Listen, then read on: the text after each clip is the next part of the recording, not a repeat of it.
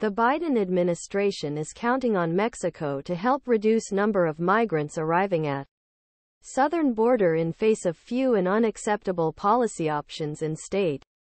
The White House's move strains relations with Mexican President Andrés Manuel López Obrador, who played a key role in implementing former President Trump's toughest border policies under threat of tariffs.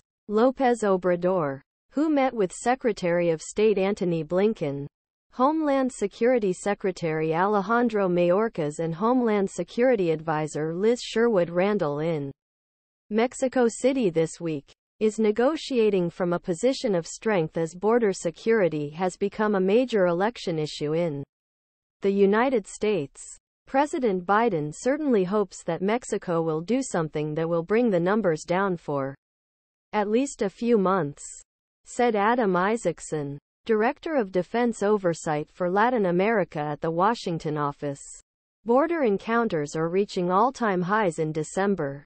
The Border Patrol is on track to process a record number of immigrants crossing the border between ports of entry, according to a report by CBS News. In first 27 days of the month, Border Patrol processed 225,000 immigrants. This was highest number ever. This is despite the Biden administration increasing measures aimed at deterring future immigrants from coming to the United States.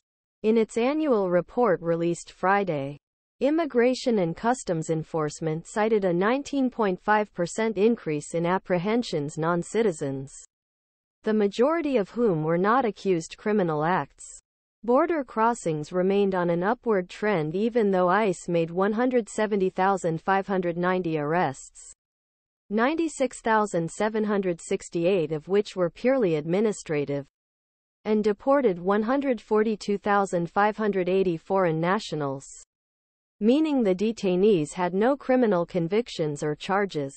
And U.S. border officials are working furiously, dealing with those record numbers without the extra funding the Biden administration has requested from Congress to add 1,300 Border Patrol jobs and 1,600 asylum officers.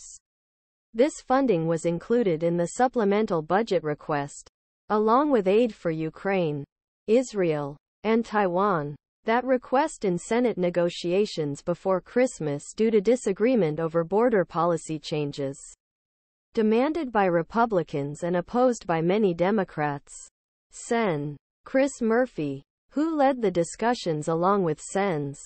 Kyrsten Sinema and James Lankford, said Friday that the group had met virtually and would return to meet.